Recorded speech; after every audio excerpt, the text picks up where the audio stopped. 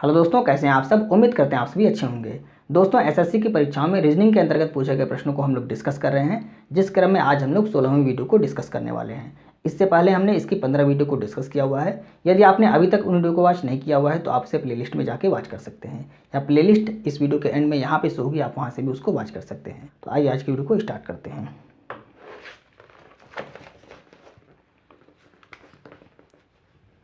आज का पहला प्रश्न देखते हैं। पहला प्रश्न है, P Q R S T U V और डब्ल्यू एक वृत्ताकार मेज के चारों ओर एक दूसरे से समान दूरी पर इसी क्रम में वामावर्त बैठे हुए हैं। सभी का मुंह मेज के केंद्र की ओर है। वामावर्त का मतलब एंटी क्लॉकवाइज बैठे हुए हैं। तो यहाँ पर एक गोल मेज हम बना लेते हैं। 2, 4, 6 और 8 लोग को हमने बैठा दिया। इनको बैठाना कैसे है? इनको एंटी क्लॉकवाइज यानी कि इस तरह से बैठाना है हमको। सभी का मुंह कह रहा है कि मेज के केंद्र की तरफ है, यानी कि सब लोग इसी तरफ देख रहे हैं। एस का मुंह दक्षिण की ओर है, यानी कि अगर मुंह उसका दक्षिण की ओर है तो बैठेगा कहाँ? उत्तर में जब बैठेगा तो इसका मुंह किधर होगा? दक्षिण की तरफ होगा। अब इसी के आधार पर हमको सबको बैठा देना है। तो यहाँ P Q R S T U V W, तो पी क्यू आर यहाँ पर देखिए, P Q R S T U V और ये डब्ल्यू, इस तरह से हमको बैठाना है, यानी कि एंटी क्लॉकवाइज सबको बैठा देना है। तो हमने सबको बैठा दिया। प्रश्न में कह रहा है आगे, यदि v और q आपस में अपना स्थान बदल देते हैं। v और q यानी v और q आपस में अपना स्थान बदल लेते हैं। यहाँ पर कौन हो जाता है? v हो जाता है और यहाँ पर हो जाता है q। तो q के बैठने की दिशा ज्ञात कीजिए। तो आपसे पूछ रहा है, अगर ये दोनों अपना स्थान बदल लेते हैं तो q के बैठने की दिशा ज्ञात कीजिए। तो q यहाँ पे बैठा है, मतलब ये दक्षिण हो गया और ये पश्चिम हो गया। तो दक्षिण पश्चिम में q बैठा हुआ है। तो देख लीजिए कौन सा ऑप्शन सही है। ऑप्शन नंबर बी आपका यहाँ पर राइट आंसर है, यानी कि पहले प्रश्न का ऑप्शन नंबर बी आपका राइट है। q कहाँ पर बैठा है? दक्षिण पश्चिम दिशा में बैठा हुआ है। आइए हम दूसरा प्रश्न देखते हैं। दूसरा प्रश्न कह रहा है, बहुमत का जो संबंध अल्पमत से है, प्राकृतिक का वही संबंध किससे होगा? तो बहुमत का विपरीत है अल्पमत, तो प्राकृतिक का विपरीत क्या हो जाएगा? चारों ऑप्शन में से देख लीजिए। तो यहाँ पर कृत्रिम इसका विपरीत हो जाएगा, यानी ऑप्शन नंबर डी आपका राइट हो जाएगा। दूसरे प्रश्न का ऑप्शन नंबर डी राइट है। आइए हम तीसरा प्रश्न देखते हैं। तीसरा प्रश्न कह रहा है, 6 व्यक्ति P Q R S T और यू एक पंक्ति में बैठकर फिल्म देख रहे हैं। वे सब उत्तर दिशा की ओर अभिमुख हैं, यानी कि उत्तर दिशा की तरफ देख रहे हैं। तो 6 मित्र आप यहाँ पे बना लीजिए। 1, 2, 3, 4, 5, 6, ये सभी उत्तर दिशा की तरफ देख रहे हैं। अगर उत्तर दिशा की तरफ देख रहे हैं तो ये इनका राइट हो गया और ये इनका लेफ्ट हो गया। इसको आपको याद रखना है। प्रश्न में आगे कह रहा है, यस ठीक पी और क्यू के बीच में है। टी पी के बाएं दूसरे स्थान पर है, आर क्यू के बाएं तीसरे स्थान पर है और क्यू एक छोर पर बैठा है। तो छोर पर जो सबसे पहले छोर वाला जो हमको जानकारी दिया रहेगा, सबसे पहले उसी को हम बैठाएंगे। तो यहाँ कह रहा है क्यू एक छोर पर बैठा है। अब किस छोर पर बैठा है ये नहीं पता है, यहाँ भी हो सकता है, यहाँ भी हो सकता है। अब आगे जो हम जानकारी पढ़ेंगे उस हिसाब से इसका स्थान क्लियर होगा। तो जो हमने छोड़ दिया उसको ऊपर हम पढ़ते हैं। ऊपर वाली लाइन को, आर क्यू के बाएं तीसरे स्थान पर है। आर क्यू के बाएं, तो बायां क्यू का किधर होगा? इधर होगा। तो अगर क्यू यहाँ बैठेगा तो इसका बायां तो इधर होगा नहीं, तो यहाँ पर नहीं बैठेगा, यानी क्यू यहाँ पर बैठेगा और इसके बाएं तीसरे स्थान पर कौन है?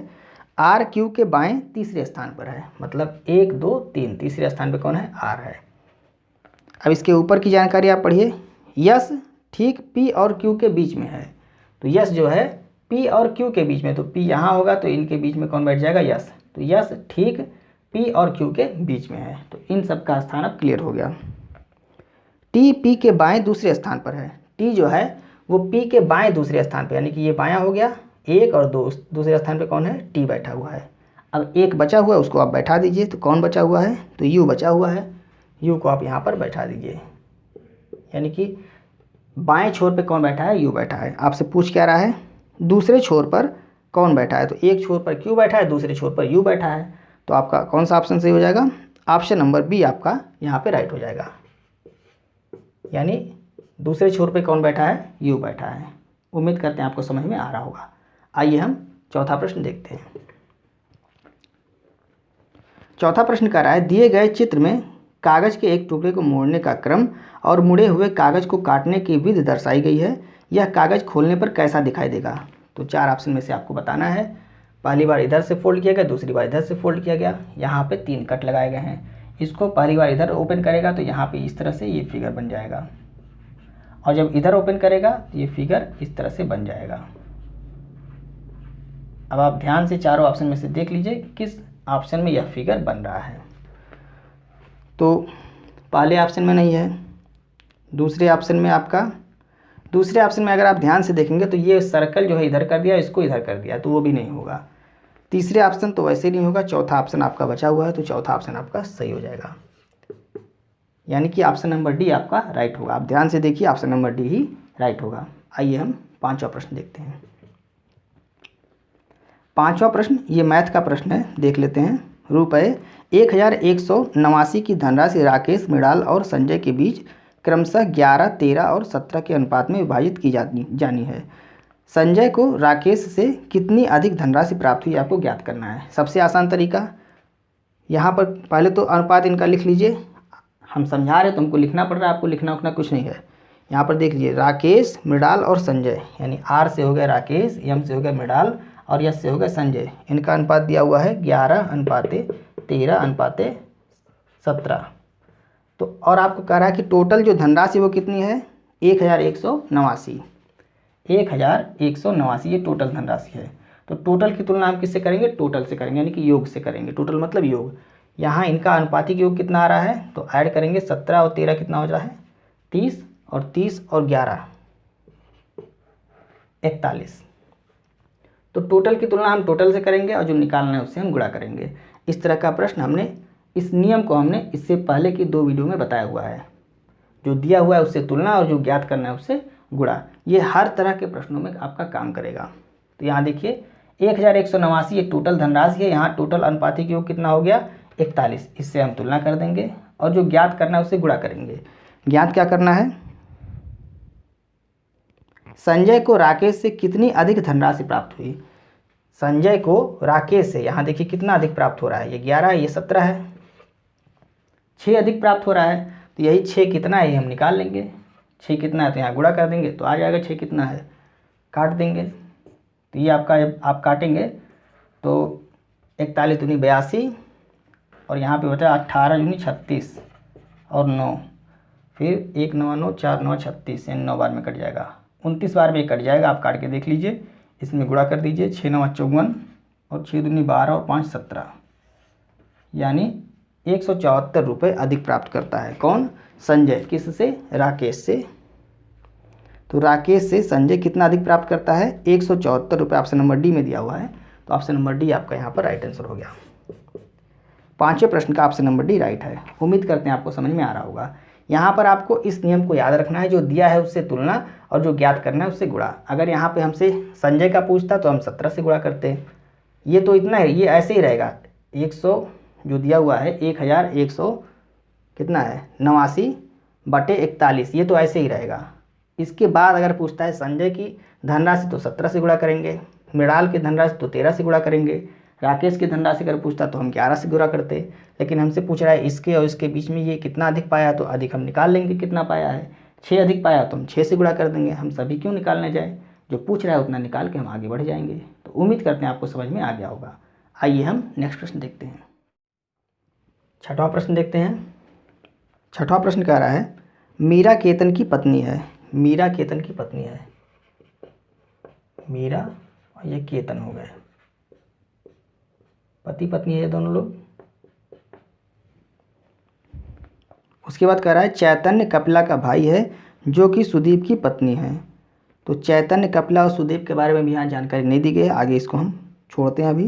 रानी केतन की माँ और सुरेंद्र की पत्नी है, यानी रानी जो है वो केतन की माँ है।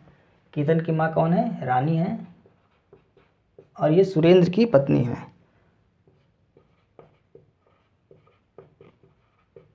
सुरेंद्र की ये पत्नी है और ये हो गए पति पत्नी है, तो प्लस का साइन हमने लगा दिया बीच में। चैतन्य रानी का पुत्र है। अब चैतन्य जो है वो रानी का पुत्र है, तो रानी का पुत्र है मतलब इनका केतन का भाई होगा चैतन्य। ये इनका भाई हो गया। अब ऊपर हमने एक लाइन छोड़ा हुआ था, चैतन्य कपिला का भाई है। चैतन्य कपिला का भाई है जो सुदीप की पत्नी है। सुदीप की पत्नी कौन है? कपिला सुदीप की पत्नी है। तो चैतन्य क्या है? चैतन्य कपिला का भाई है। तो यहाँ पे आप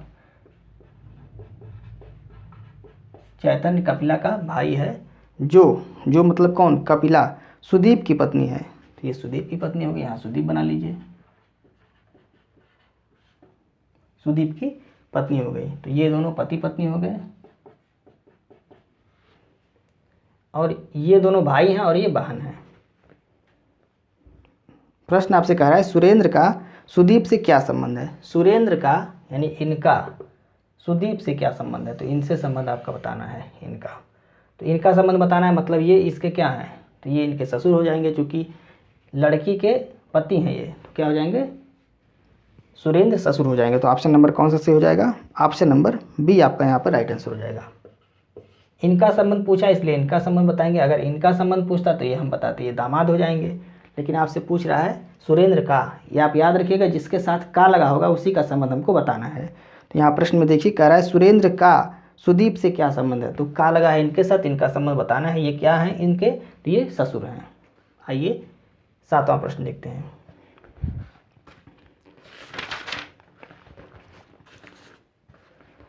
सातवां प्रश्न कह रहा है किसी निश्चित कूट भाषा में SOIL को 38301824 के रूप में कूटबद्ध किया जाता है, तो उसी कूट भाषा में DECIMAL को किस रूप में कूटबद्ध किया जाएगा? तो यहाँ पर कुछ नहीं करना है, आप ध्यान से देखिए। S का कोड कितना होता है? 19, आपको पता है, इतनी बार हम लोग प्रैक्टिस कर चुके हैं कि अब आपको कोड याद हो गया होगा। S का 19 होता है, यहाँ पे लिखा क्या है? 38, 19 दूनी 38। O का 15 होता है, यहाँ 30 लिखा हुआ है। I का 9 होता है, यहाँ 18 लिखा हुआ है। L का 12 होता है, यहाँ 24 लिखा हुआ है। मतलब कोड को दूना करके लिख दे रहा है। यहाँ पर आप दूना करके लिख देंगे बस, और कुछ नहीं करना है। तो D का होता है 4, 4 दूनी 8 हो गया। E का होता है 5, 5 दूनी 10 हो गया। 3 दूनी 6 हो गया। 9 दूनी 18 हो गया। 13 दूनी 26 हो गया। और 1 दूनी 2 हो गया। और 12 दूनी 24 हो गया। कोड आप सभी को याद होगा, ऐसी हम उम्मीद करते हैं, क्योंकि इतनी बार हमने प्रैक्टिस कराया है कि अब आपको कोड याद हो गया होगा। तो यहाँ पर यही आपका राइट आंसर हो गया, 810618। इस तरह से देख लीजिए कौन सा ऑप्शन है आपका? 810618। ऑप्शन नंबर सी में दे रहा है, तो ऑप्शन नंबर सी आपका राइट आंसर हो जाएगा। यानी 7वें प्रश्न का ऑप्शन नंबर सी आपका राइट हो जाएगा। आइए हम 8वां प्रश्न देखते हैं।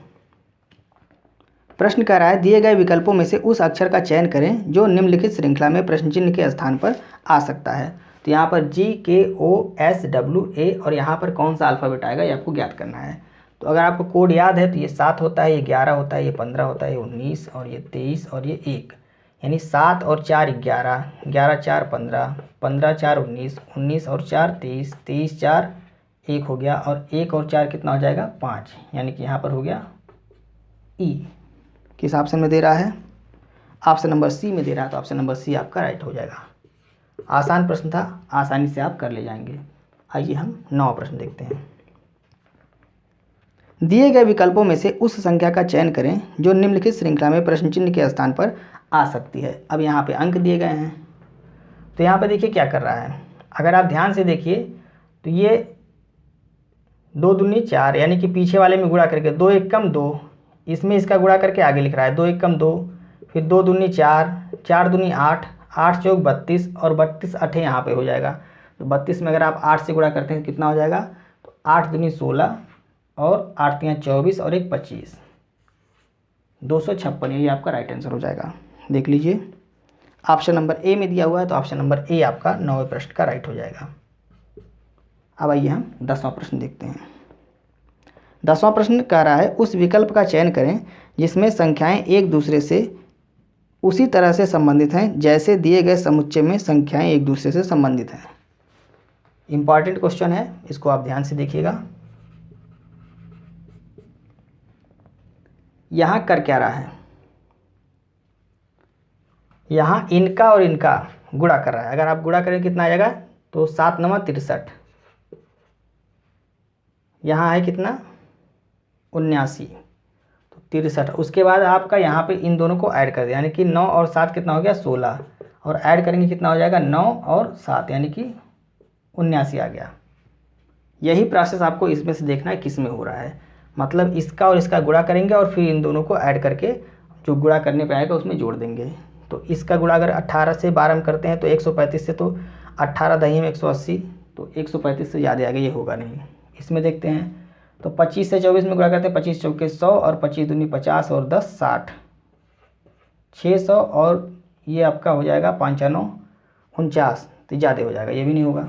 इसको देखते हैं तो 15 में अगर हम 14 से गुणा करते हैं तो 15 चौके 60 और 15 कम 15 और 6 21, यानी 210 और प्लस में ये हो गया आपका 29, ये आ जाएगा आपका 239। 210 प्लस में 29 बराबर 239, यानी ऑप्शन नंबर सी आपका राइट हो गया।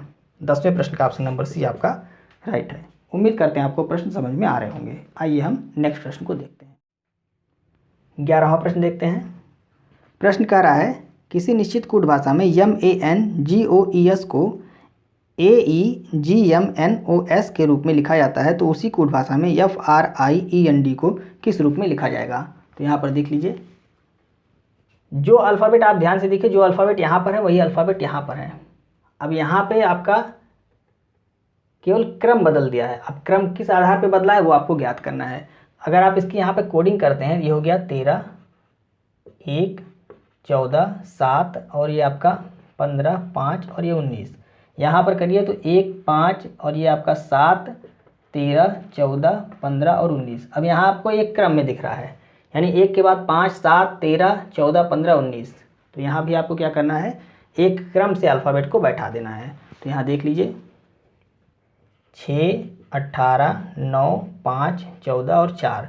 तो सबसे पहले हो जाएगा 4 यानी कि डी हो गया, फिर एफ हो गया, डी के बाद ई हो जाएगा, 5 है। तो डी के बाद ई के बाद एफ, और एफ के बाद आपका क्या हो जाता है आई के बाद एन और एन के बाद आर। यही आपका राइट आंसर हो जाएगा, DEFINR। DEFINR option number D में दिया हुआ है, तो ऑप्शन नंबर डी आपका राइट आंसर हो जाएगा। आइए हम 12वां प्रश्न देखते हैं।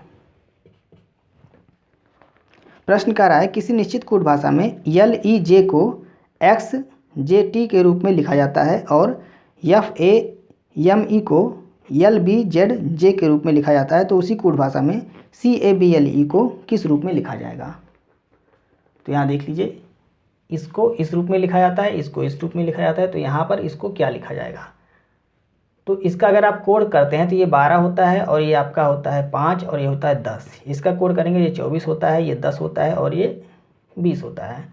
अब कोडिंग करने से आपको कुछ दिख रहा होगा, यहाँ पे क्या दिख रहा है, तो यहाँ पर देखिए ये 12 है, ये 24 है, ये 5 है, ये 10 है, ये 10 है और ये 20 है। कुछ दिखा आपको, यहाँ पर ये दूना करके लिखा गया है, 12 दूनी 24, 5 दूनी 10 और 10 दूनी 20। यहाँ पर देखिए 6 होता है, 6 दूनी 12, 1 दूनी 2, 13 दूनी 26, 5 दूनी 10, मतलब कोड का दूना करके लिख रहा है। तो यहाँ पर भी आपको दूना करना है। सी मतलब 3, 3 दूनी 6 एफ का होता है, 1 दूनी 2 बी का होता है और 2 दूनी 4 डी का होता है, 12 दूनी 24 एक्स का होता है और 5 दूनी 10 जे का होता है। यही आपका राइट आंसर हो गया, BFDXJ।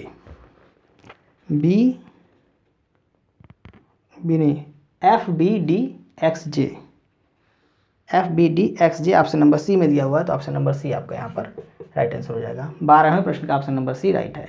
आइए हम 13वां प्रश्न देखते हैं। 13वां प्रश्न ओपन डाइस से संबंधित प्रश्न है। प्रश्न कह रहा है दी गई सीट को मोड़कर एक घन बनाया जाता है। इस प्रकार निर्मित घन में धन चिन्ह वाले फलक के विपरीत फलक पर कौन सा चिन्ह मौजूद होगा। तो आसानी से आप बता देंगे, हमने आपको कई बार बताया है। इसका विपरीत ये होगा और इसका विपरीत ये होगा और इसका विपरीत ये होगा। आपसे पूछा है प्लस का विपरीत कौन सा होगा, तो क्या हो जाएगा, प्लस का विपरीत बराबर हो जाएगा। किस ऑप्शन में दिया हुआ है, ऑप्शन नंबर बी में दिया हुआ है, तो ऑप्शन नंबर बी आपका राइट हो जाएगा। 2 से 3 सेकंड का केवल सवाल था, उससे ज़्यादा का नहीं था। आइए 14वां प्रश्न देखते हैं। उस विकल्प का चयन करें जिसमें दी गई आकृति अंतर्निहित है। आकृति को घुमाने की अनुमति नहीं है। तो ये प्रश्न यहाँ पे आपको दिख रहा होगा। इसका आंसर आपको कमेंट करके बताना है। केवल जो आकृति प्रश्न में दी गई उसी आकृति को आपको चारों ऑप्शन में से खोज के आंसर दे देना है। तो इसका आंसर आप कमेंट करके बताएंगे। अब आइए हम 15वां प्रश्न देखते हैं। यदि दर्पण को दाईं ओर रखा गया हो तो दिए गए संयोजन के सही दर्पण प्रतिबिंब का चयन करें। दाईं ओर मतलब इधर रखा गया है, तो के का प्रतिबिंब कैसे बनेगा, इस तरह से बन जाएगा। इसका प्रतिबिंब कैसे बनेगा, तो इस तरह से बन जाएगा। एक का प्रतिबिंब ये वाला जो भाग है ये इधर हो जाएगा, यानी कि इस तरह से हो जाएगा। देख लीजिए किसी ऑप्शन में दिख रहा है आपको, तो के यानी बी ऑप्शन तो कट गया के आधार पे। अब बचा ए, सी और डी। तो ए में आपका ये चीज़ उल्टा बना दिया है तो वो भी कट गया। अब बचा आपका सी और डी। तो सी और डी में देखिए क्या चीज़ आपको डिफरेंट दिख रहा है। तो यहाँ एक देखिए, एक को यहाँ पे डी में नीचे बना दिया, यानी कि इस तरह से बना दिया है। ये इस तरह से नहीं बनेगा, यानी कि ऑप्शन नंबर सी आपका राइट हो गया। यहाँ पर कौन सा प्रश्न सही हो गया, ऑप्शन नंबर सी आपका 15वें प्रश्न का राइट हो गया। ध्यान से देखिए 15वें प्रश्न का ऑप्शन नंबर सी आपका राइट हो जाएगा। आइए हम नेक्स्ट प्रश्न को देखते हैं। 16वां प्रश्न। प्रश्न कह रहा है 4 अक्षर समूह दिए गए हैं जिनमें से 3 एक निश्चित प्रकार से समान है जबकि एक उनसे असंगत है। उस असंगत अक्षर समूह का चयन कीजिए। तो यहाँ पर जो डिफरेंट है उसी को आपको पहचानना है। कोड आप जानते हैं। तो ये आपका होता है कितना, 11 और ये होता है 9। तो 11 और 9 कितना हो गया, -2 हो गया। यहाँ देखिए ये आपका 5 होता है, ये 1 होता है, यहाँ पर -4 हो गया। ये आपका 24 होता है, ये 22 होता है, यहाँ पर भी -2 हो गया। ये आपका 18 और ये 12, यानी कि 12, 6, 18, यहाँ पर -6 हो गया। यहाँ -4 हो रहा था, यहाँ -6 हो गया। एक और देख लीजिए, तो R 18 होता है और P 16, मतलब -2 हो गया इन दोनों बीच। और इन दोनों के बीच यहाँ होता है 12, ये 12 होता है और ये 6 होता है, यानी कि -6। तो -6, -2, -6, -2, यहाँ -2 और -4 आ रहा है, इसलिए ये डिफरेंट हो गया। उसको आपको देखने की ज़रूरत नहीं है, केवल एक ही डिफरेंट है। तो 3 में से एक डिफरेंट मिल गया आपको। ऑप्शन नंबर ए आपका यहाँ पर राइट हो गया, यानी कि 16वें प्रश्न का ऑप्शन नंबर ए आपका राइट हो गया। आइए हम नेक्स्ट प्रश्न को देखते हैं। 17वां प्रश्न देखते हैं। ये मैथ का प्रश्न आ गया है, तो देख लेते हैं। यदि शिखा और राजकुमार की वर्तमान आयु का अनुपात 2:1 है और 15 वर्ष पूर्व उनकी आयु का अनुपात 3:1 था, तो शिखा की वर्तमान आयु वर्षों में क्या है, ये आपको ज्ञात करना है। कह रहा है शिखा और राजकुमार, यानी एस से शिखा हो गए और आर से राजकुमार हो गए। इनकी वर्तमान यानी कि प्रेजेंट में जो आयु का अनुपात है वो कितना दिया हुआ है, 2:1, 2:1 दिया हुआ है। और कह रहा है कि 15 वर्ष पूर्व, यानी कि -15 वर्ष पूर्व, मतलब माइनस हो गया। 15 वर्ष पूर्व इनकी आयु का अनुपात क्या कर रहा है, 3:1 था। तो हमने इस तरह के प्रश्नों में जब अनुपात आयु का प्रश्न होगा आपका, तो आयु वाले एज वाले प्रश्नों में हमने आपको बताया कि यह जो बीच में डिफरेंट होता है ये समान होगा। यहाँ पर देखिए 2 और 1 का अंतर है, यहाँ पर 2 का अंतर है। अंतर समान नहीं है। हमने अंतर समान क्यों होता है ये भी आपको समझाया था कल की वीडियो में। मान लीजिए पिता है, उसकी आयु 45 है और पुत्र की आयु यहाँ पर मान लीजिए 35 है। तो अगर 5 वर्ष पूर्व हम देखें इनकी आयु, तो 5 वर्ष पूर्व इनकी आयु क्या हो जाएगी, 40 हो जाएगी, इनकी आयु 30 हो जाएगी। तो अंतर यहाँ कितना हुआ, 10। यहाँ अंतर कितना हुआ, 10। या 10 वर्ष बाद हम अगर करते हैं तो ये 10 वर्ष बाद 55 हो जाएंगे, 10 वर्ष बाद 45 हो जाएंगे, तब भी इनके दोनों की आयु का अंतर कितना होगा, समान होगा, 10 वर्ष ही आएगा। तो इस वजह से अंतर यहाँ पे हम सबसे पहले समान करते हैं। अगर समान है तो ठीक है, नहीं समान है तो अंतर समान करते हैं। तो नीचे के अंतर से ऊपर गुणा और ऊपर के अंतर से नीचे गुणा। तो नीचे कितना अंतर आ रहा है, 2 का, और ऊपर कितना आ रहा है, 1 का। तो यहाँ पर हम 1 से गुणा कर देते हैं और यहाँ पे हम 2 से गुणा कर देते हैं। अब अंतर बराबर हो गया, देख लीजिए आप, 2 दूनी 4 और ये 2 हो गया। 2 का अंतर यहाँ भी हो गया, यहाँ 3 और 1, यहाँ पर भी 2 का अंतर हो गया। अब इसके बाद नेक्स्ट स्टेप आपको याद रखना है, यहाँ पर जो दे रहा है कितना वर्ष पूर्व का रहा है, 15 वर्ष पूर्व। तो यहाँ वर्ष में अंतर कितने का है, 15 वर्ष का अंतर है। यहाँ कितने का अंतर है, तो यहाँ देख लीजिए 2 दूनी 4 और यहाँ 3, 1 का अंतर है। इसमें देखिए या इन दोनों में आप देख लीजिए 2 और 1 कितना अंतर है, 1 का अंतर है। किसी एक में आपको देखना है, चाहे यहाँ देख लीजिए चाहे यहाँ देख लीजिए, अंतर कितने का आ रहा है यहाँ, तो 2 और 1 का अंतर आ रहा है। तो अंतर की तुलना हम अंतर से करेंगे। ऊपर वाला अंतर कहाँ से आया, ये 15 आपको यहाँ से आया प्रेजेंट में, और 15 वर्ष पूर्व तो 15 वर्ष पूर्व मतलब अंतर कितने का आया, 15 वर्ष का, तो ये 15 यहाँ हो गया। और इनके बीच अंतर कितने का आया 15 वर्ष में, 1 वर्ष का, तो 1 यहाँ हो गया। अब जो निकालना है उससे आप गुणा कर दीजिए। निकालना क्या है, शिखा की वर्तमान आयु क्या होगी, शिखा ये है, इनकी वर्तमान आयु ये होगी, मतलब 2 दूनी 4, 4 से आप गुणा कीजिए तो 15 चौके 60, 60 वर्ष, यही आपका राइट आंसर हो जाएगा। शिखा की वर्तमान आयु क्या है, 60 वर्ष है। आप केवल 2 से गुणा नहीं करेंगे, इन पूरे से, यानी कि 2 दूनी 4 से ही गुणा करना है आपको, 2 से कर देंगे तो गलत आ जाएगा आंसर। यानी कि 60 वर्ष ऑप्शन नंबर कौन सा सही है, ऑप्शन नंबर डी आपका राइट आंसर है। नहीं समझ में आया तो एक बार आप इस वीडियो को फिर से, इस प्रश्न को फिर से रिवाइज करके देख लीजिए, आपको समझ में आ जाएगा। अगर फिर भी नहीं समझ में आता तो इसकी जो हमने एज वाली वीडियो बनाई हुई है उसका लिंक आपको इस वीडियो के डिस्क्रिप्शन में मिल जाएगा, आप वहाँ से उसको वॉच कर लीजिए पूरा चैप्टर को, तो आसानी से आपको समझ में आ जाएगा। आइए हम 18वां प्रश्न देखते हैं।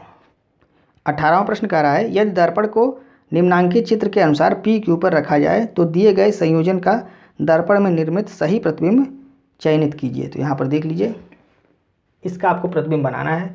सबसे पहले आपका क्या हो जाएगा, यहाँ पर यम बन जाएगा और इसी से आपका आंसर आ गया। चारों ऑप्शन देख लीजिए, चारों ऑप्शन में से यम से शुरुआत किस में हो रही है, ऑप्शन नंबर बी में, तो ऑप्शन नंबर बी आपका राइट हो गया।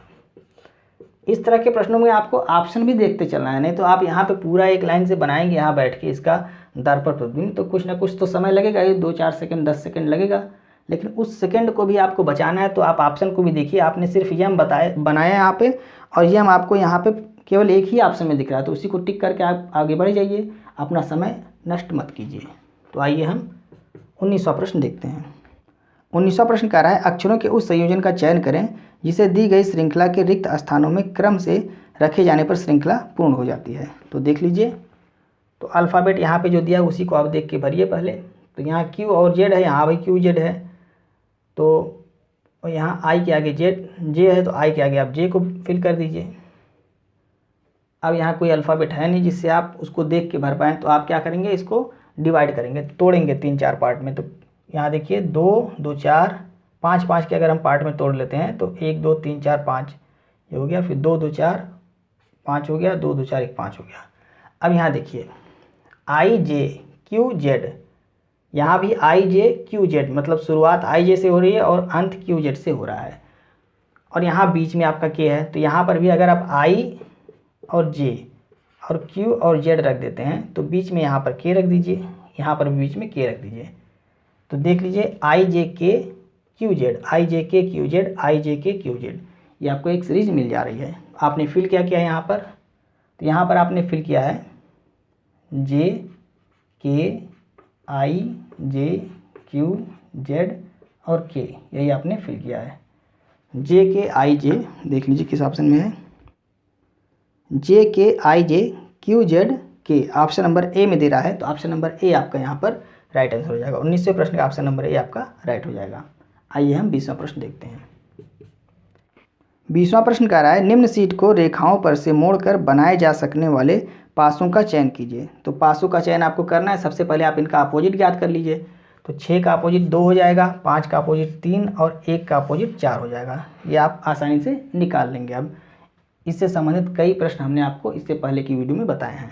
तो यहाँ देखिए 6 का अपोजिट क्या हो गया, 2 हो गया, और 5 का अपोजिट क्या हो गया, 3 हो गया, और 1 का अपोजिट क्या हो गया, 4 हो गया।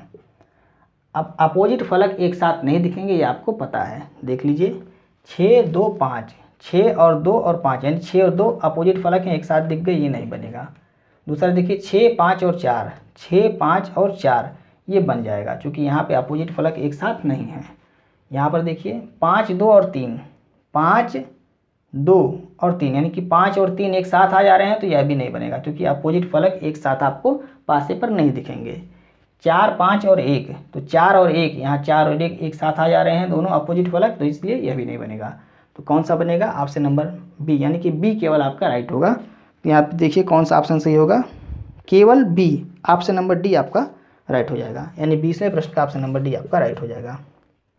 तो उम्मीद करते हैं आज के 20 प्रश्न आपको समझ में आए होंगे। पासे से संबंधित एक वीडियो हम आपको अगले 2-3 दिन में देने वाले हैं, तो जो पासे से संबंधित आपको कुछ प्रश्नों को समझने में अगर दिक्कत आ रही है तो वह भी आपकी दूर हो जाएगी। तो यदि आपको आज की वीडियो अच्छी लग रही है तो आप इसे अपने दोस्तों को भी शेयर करें और वीडियो को लाइक और सब्सक्राइब करना ना भूलें। मिलते हैं नेक्स्ट वीडियो में। जय हिंद।